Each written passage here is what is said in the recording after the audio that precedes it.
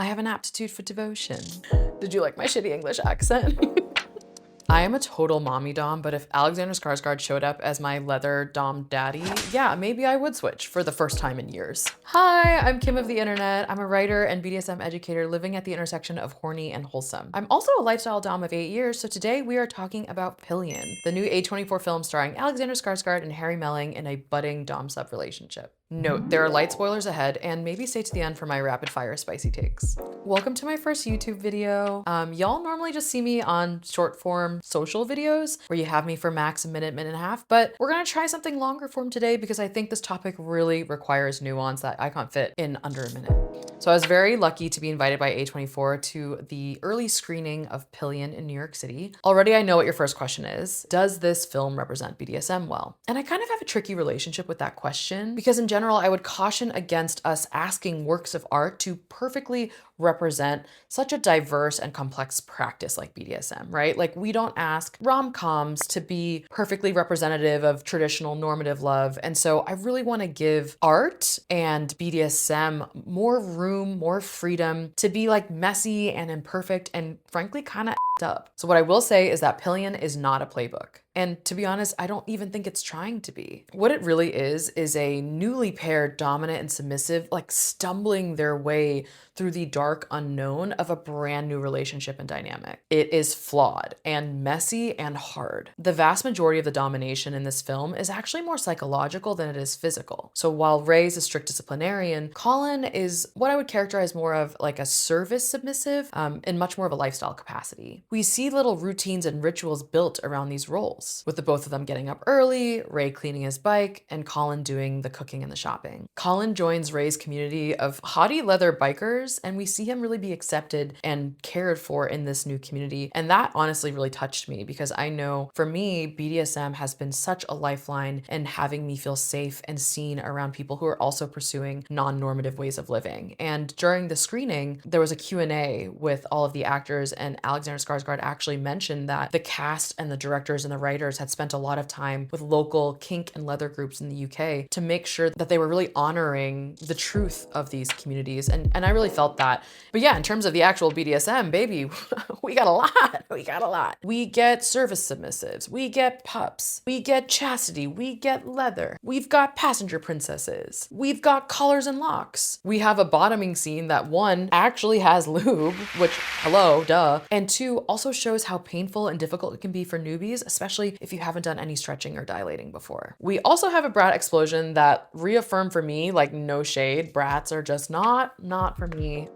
I'm scared of y'all. Watching Pillion with my BDSM educator hat on, woof. There are poor attempts at communication and negotiation. Next to no vetting, shocking. No safeguards or mechanisms are shown, and their mutual boundaries are often pushed or even ignored. At times, it was incredibly obvious how misaligned Ray and Colin were. I just kept wanting to yell, just talk, because it was so clear that there was so much left unsaid between them. But when I started to watch the film with more of my dom hat on, I was actually grateful for the very uncomfortable mirror it put up to me because I saw a lot of my early journey in BDSM reflected back to me. In the little like doe-eyed pup of Colin, I saw myself as like this overeager newbie who like blindly and fully threw myself into new dynamics, abandoning my own voice and accountability over my own experience. And then in Ray, this like unyielding dominant, I saw the ways that I have mistook power for a dismissive attitude and frankly, an inability or desire to collaborate.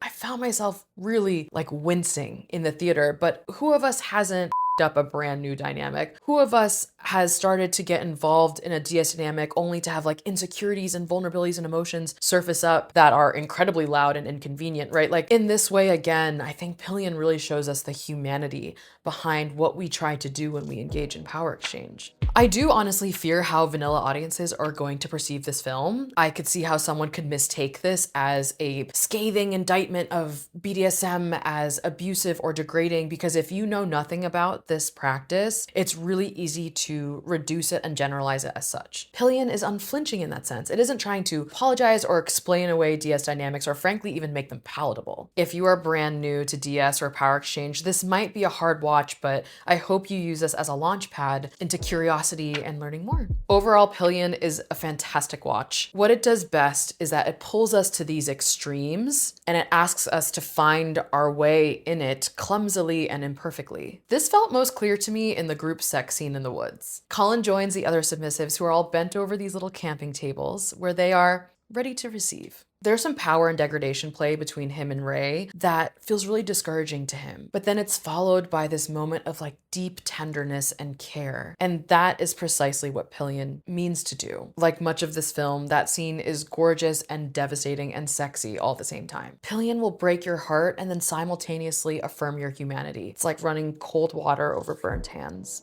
Okay, let's get into my rapid fire spicy takes. 1, I wanted piss play. I wanted piss play. I just wanted like dirty little piggies in the mud, and I felt like there was a missed opportunity for that, but I'm a freak. 2, this film is actually not that explicit. There's probably max 5 minutes of penetrative sex, so calm down, prudes. 3, I didn't realize how spiritually healing it would be for me to see Alexander Skarsgård with Prince Albert. Just saying. 4, I am a total tender mommy dom, but watching Alexander Skarsgård like smolder on screen as this like super strict, regimented disciplinarian made me realize I have to find that version of me. She exists. I think I have to just dig a little bit, but she's still there.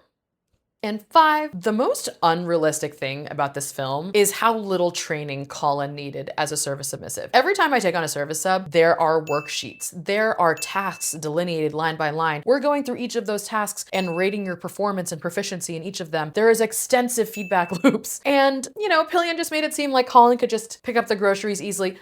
Have you ever had a male Instacart shopper? Like, no tea, no shade. We obviously are not trying to generalize, you know, vastly here, but